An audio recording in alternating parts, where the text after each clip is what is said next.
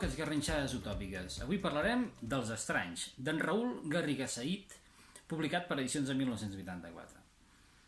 Aquesta novel·la ens parla d'una traducció fallida i d'una història potser no real, però sí del tot realista.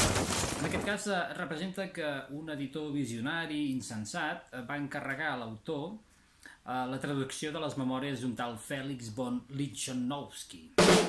En buscar-ne més detalls entre els papers d'una biblioteca de Berlín, però apareix el manuscrit d'un altre personatge, el soldat prussià Rudolf von Willemann, que portarà el traductor a deixar de banda la feina que li havien encarregat i centrar-se en reconstruir la vida d'aquest personatge de ficció. A partir de les memòries fragmentades del personatge, l'autor començarà a construir el relat de la seva estada a terres solsonines en el marc de la Primera Guerra Carlina. Podríem dir que es tracta, doncs, d'una novel·la escrita sobre la base d'un narrador-editor que va apareixent al llarg del llibre per apuntar aspectes que la ficció no podria portar.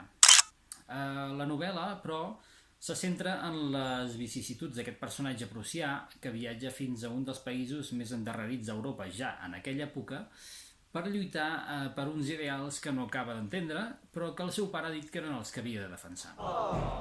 El que més destaca d'aquesta novel·la, sota el meu punt de vista, és l'ús del llenguatge.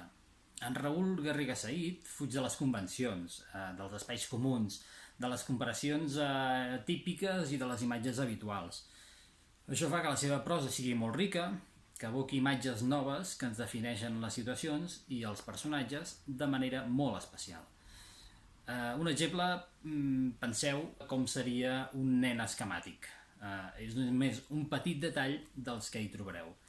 En tot cas, si us ha agradat la ressenya, us animo a que feu m'agrada al vídeo, que el compartiu i que us subscriviu al meu canal. Moltes gràcies.